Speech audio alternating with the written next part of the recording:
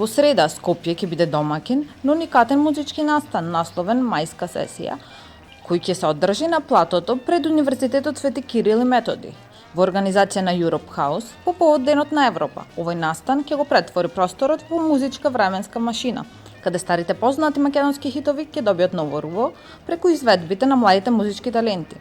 Песните ќе бидат изведени од неколку млади таленти на македонската музичка сцена, меѓу кои Фанк Шуи, Пијан Славе и Дина Јашари. Делови од Скопје, особено повисоките места од градот, немаат вода, бидејќи на градското претпријатие Водовод и канализација му е исклучена струјата. Поради исклучената струја, на неколку локации не работат пумпите кои треба водата да ја однесат до повисоките точки. Исто така, без струја од утрово е изградата на јавното претпријатие Водовод и канализација. Тело на машко лице е забележано во водите на реката Вардар во Скопје. Според изјавите на очевидците, телото на мажот било извлечено од страна на полицијата во строгиот центар на градот, помеѓу камениот мост и мост Токо.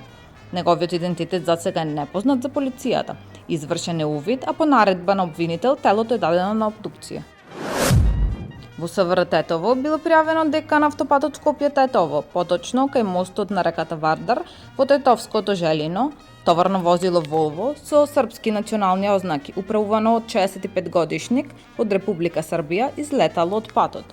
Во несреќата со тешки телесни повреди се здобил возачот, кои биле констатирани во клиничката болница Тетово, соопшти од полицијата. По овластување на јавен обвинител, увид на местото извршела екипа од СВР Тетово. Таму е Скопје, град мој љубав лише, што ми расу сни. Вечно ќе